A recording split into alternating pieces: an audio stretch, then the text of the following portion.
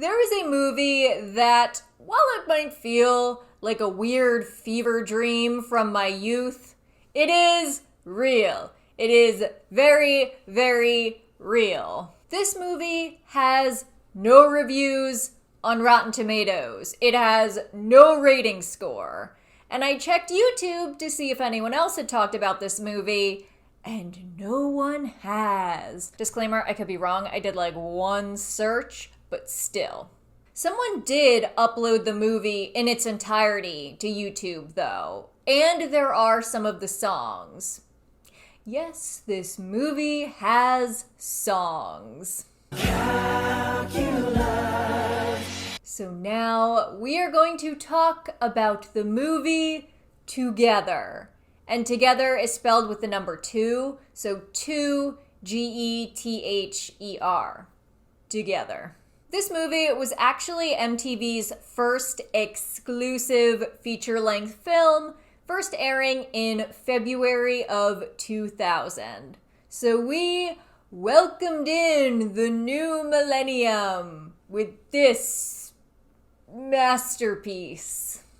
IMDb ambitiously describes Together as the boy band version of Spinal Tap. Wow. But it is kind of a similar vibe in that this movie is a spoof of the creation and launch of a boy band.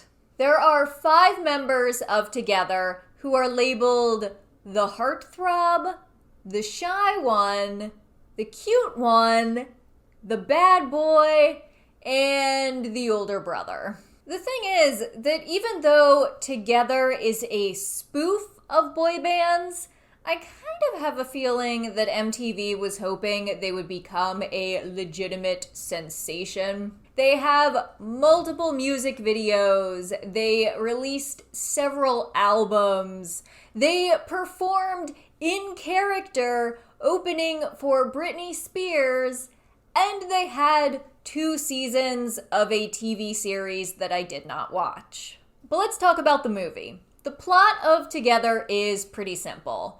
This guy is the manager for a Backstreet Boys-esque band called Whoa, and then he's fired. And he decides that he is going to create a new boy band and make them even more successful than Whoa. So he finds these 5 nobodies and he trains them to be the ultimate boy band. This movie opens with an MTV News sequence, followed by Carson Daly on TRL talking about the band Whoa and their new hit song called Rub One Out. So right away, you know what you're dealing with here. Rub one out, hey, don't be shy. Don't be shy. Rub one out, girl, don't despise me. It's exactly the kind of generic boy band pop melody that you would sing out loud in the car with your parents,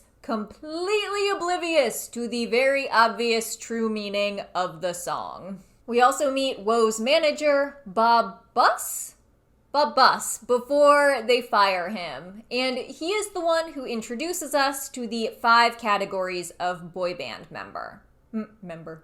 After all that I've done, what, I'm being fired now? 25 years I've been in this business. Wow, you rarely see sock garters anymore. So Bob finds Jerry first, just like jamming in an alley with the boys, and Bob is determined to make him a star. And in this scene, the one guy starts by rapping poorly. I'll punch you in the knee, and that's gonna hurt, seriously. And Jerry begins to croon like this weird ballad as if it is a comparable music attempt. You're my honey bunch, my sweet lucky star. But Bob hears him and is determined to make him a star. Jerry's girlfriend is less than thrilled by Jerry's decision to go with Bob on this journey to fame. If you and I get on the same elevator in 25 years, I'll pretend I don't recognize you. The journey is going actually somewhere. They're going to a physical location. They're going to meet this guy that Bob knows who can help start Jerry's career. Before Donnie and Marie met me, they were Marie and Donnie. But the end result will be fame. I love this low-budget scene transition. They use it consistently throughout the movie. I'm gonna be a star! Yeah, Jerry's here! We're gonna sleep in the car. It's not a big deal, because I took a nap on the way down. And during the nap, I had this dream. They're gonna sleep in the car, but it's okay, because Jerry took a nap earlier. They make it to the guy, whose name I forget, and he says that solo gigs are out. There will never be another Ricky Martin. What about Ricky Martin? For your information, his name was Ricky Nelson, and there will never, ever be another one like him. God rest his soul.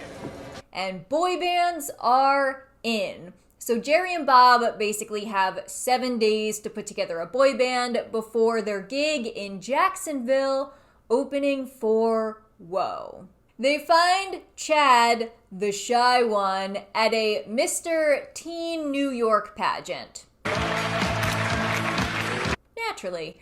And his brother, Doug, comes along as the older brother.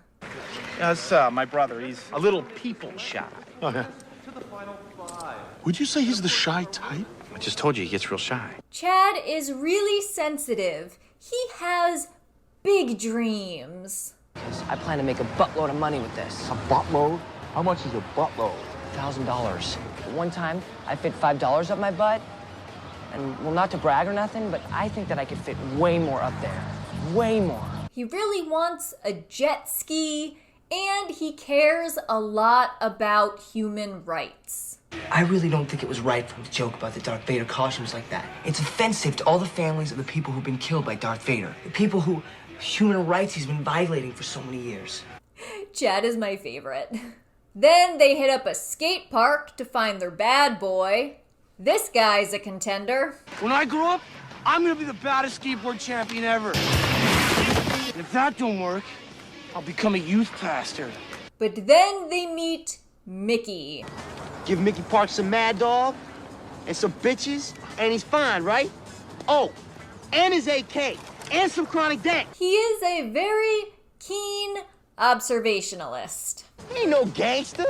He's all Mr. 2% milk, Mr. Khaki Pants, Mr. Touched by an Angel. Get out my face. They meet Jason, also known as QT, who becomes the cute one, just really selling a performance of Glory, Glory, Hallelujah at a karaoke bar in North Carolina. Glory, glory, hallelujah.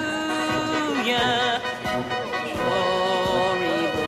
Okay, so, in this movie, QT has a terminal illness called biliary thrombosis. That is a terminal illness. That is what we in the business call a publicity bonanza. This is not a real disease, but it is serious within the context of the movie. And this feels very weird to me because in real life, the actor Michael Cuccione, who plays QT, had Hodgkin's lymphoma, and he is dead now. He died at 16 in January of 2001, so 11 months after this movie was released. I will allow for the idea that the actor embraced his disease in some way because he did use his fame to raise money for other kids with cancer. Still, it just feels wrong. They also make QT sleep on the floor later. But now, with the addition of QT, there appears to be tension within the group. Jason McKnight, the best singer since the invention of singing. I want you to meet Jerry O'Keefe. Jerry, what? Yeah, He's the greatest singer since the invention of singing. He seems to be outshining Jerry, who is supposed to be the brightest star. Could this possibly be a source of later conflict? Now, with the band complete, their training begins. Good. There's something weirdly on point about the statement that Bob makes about how everyone in Together needs to have a different favorite color. Because if a girl is reading an interview with the band and her favorite color is green and no one in Together likes green, it will feel like they are rejecting her. But nobody in Together likes green. Ergo, nobody in Together likes her. Ergo, she has no personality, no taste. I think about that scene a lot. It just feels very accurate because boy bands were so manufactured. And I don't know how aware teenage girls were of that fact at the time. By the way, this scene where they're dodging the teddy bears while they're dancing reminds me a little bit of Dodgeball. 5, 6, 7, 8. Whoa. Jerry and QT have a bit of a scuffle over the color blue. Jerry, favorite color? I don't know, blue. It's been blue. Since forever. Since before QT was born even. Mr. Boss, I'll change my favorite color. Great. And the rest of the band gets involved. QT's new favorite color? A robin's egg blue. You best back up, bitch. Robin's egg blue, yo, that's my color. During the training montage, they wear a lot of really weird outfits. And I remember at the time that boy bands did dress in a very specific way, but I don't think they ever wore like fireman outfits or hazmat suits. I kind of think that boy bands just dressed in a way that was considered like very, very cool and trendy for the time period. Finally, their training is complete. They are now a boy band. Chad kind of looks like Mark Hamill. Do you see it?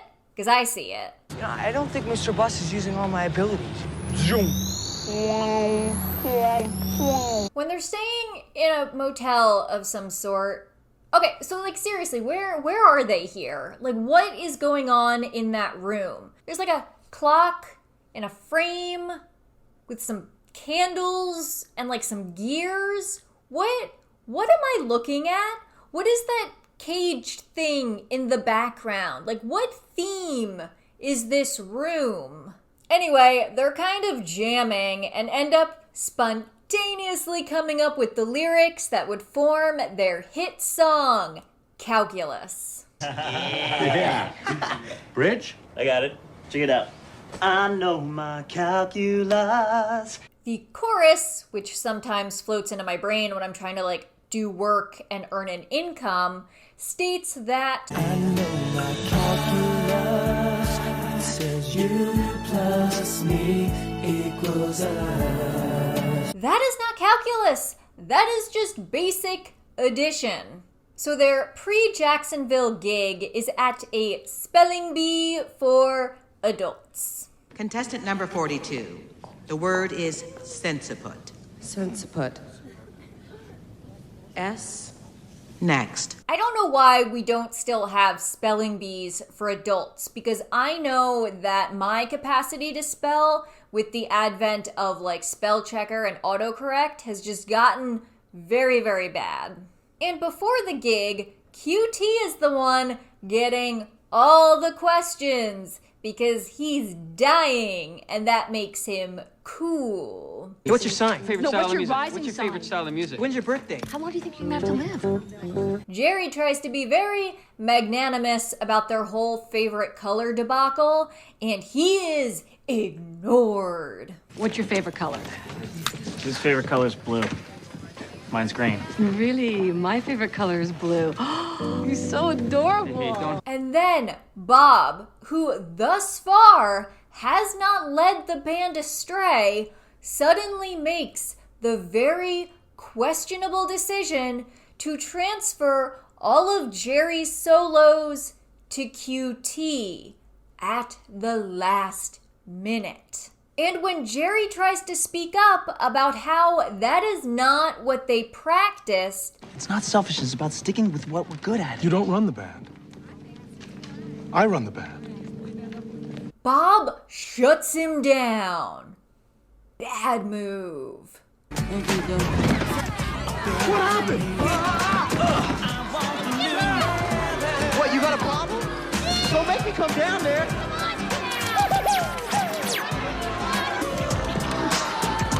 Chad tried his best, though. And while I was rolling around, I was still trying to contribute to the group by making as many laser noises as humanly possible. I am putting that exact line in my annual review at work. But despite all of Chad's best efforts, Jerry left. Jerry's gone. We can't find him anywhere. We don't know where he is.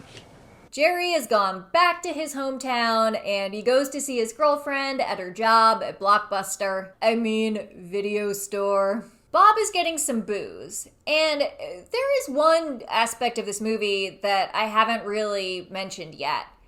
It's filmed mockumentary style, but only sometimes. Because I don't think we're meant to believe that a cameraman followed Jerry back to his hometown and got these shots in the Blockbuster, but when Bob is coming out of the liquor store, he yells directly at the camera, and it is very disconcerting. Come on, what are you doing? What is this? What are you, come on, turn it off, it's over, there's no band. Hey, the sock garters came back.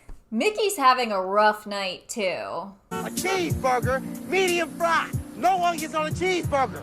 Fried onions, raw onions, we have spring onions, green onions, red onions. I'm getting off the bike. Doug picks them up, though, and they decide that they are going to make the journey home. But then when they stop at a gas station, they run into, whoa, and shocking twist, the guys in Whoa are jerks. You can try and open for Whoa. Or you can try and suck it. You can't even stand in the same room with us, you understand? After the altercation with Whoa, a girl approaches them who saw them perform at the Spelling Bee and is now a big fan. Hey! Hey!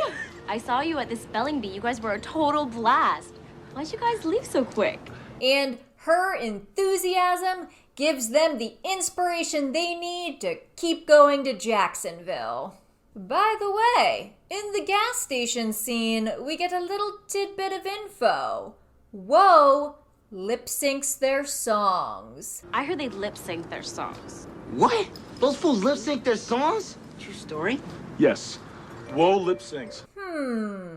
I wonder if that will come back later on. So the guys, minus Jerry, get to Jacksonville and they are so ready to perform. But then Whoa's manager says, nope, your opening gig is canceled. It seems, all in all, we will not be playing the show today. What? You kidding me, man? And just when the guys are at their most defeated, Jerry shows up! He came back! Jerry's girlfriend sabotages Whoa's lip sync cassette, and then Whoa is booed off the stage. What is going on? Hey, they're lip syncing! So now, Together has their moment. They take to the stage and sing what I can only describe as just the most romantic pop song that I have ever heard. 'Cause your ass is very pleasing. Girl, you got to say it, say it. Don't spray it, don't spray it. I want the news, I want the news. Not the weather. Take that, 98 Degrees. And then, to bring it on home, they sing the song that they wrote like 2 days ago called Calculus. There are a lot of shots of hands, just so many hands. I feel like there was some green screen work happening here in the larger crowd shots because it's very weird. There are just a lot of cuts and a lot of hands. It turns out that the record label was at the performance, I think. There are some guys in suits who kind of nod like, yes, this will make us some money. Very good. And together become superstars. The ending is basically a montage of the guys just living their dream. Chad gets his jet ski, and he even learns that jet skis can go in water. The cedar across the water, wind in your face, having a blast. These things go in water? And his jet ski makes an appearance in the Calculus music video. Chad is just living his best life. QT says this. I am so excited. We're doing awesome. Plus, my disease is in remission. Okay, that last part, it's not true. But we are doing awesome. Oh, God. Ultimately, this movie is a story about perseverance against all odds. It's a story about friendship. It's a story about being together. It's about respect and integrity. It's about respect And integrity. the chicks and your girlfriend. Okay, if you say so. I also need to tell you about the most random thing that leads into another random thing. So I was watching the music video for the Together song, The Hardest Part of Breaking Up is Getting Back Your Stuff, and I thought that the girl in the music video looked really familiar, and I thought about it for a minute, and then I remembered that she was in a single episode of Stargate SG-1. The season 10 episode Bounty, she plays the bounty hunter that goes after Daniel Jackson in the library. And I wanted to double check that I was right because that's like a really weird thing to remember. So I found an IMDb page for this music video. Turns out I was right. But while I was there, I looked at the reviews because for whatever reason, this music video page had a review. And the one review is from this girl who said that she and her mom discovered Together after her stepdad was murdered. And then when I was looking at reviews of the actual movie, it appears that the mom reviewed the movie. And I am really invested in this story now. Like, I probably shouldn't make jokes in case this was a real review and this murder was a real thing that happened, but I want to know more about it. Did they catch the murderer? What was the circumstance? Tell me more about this.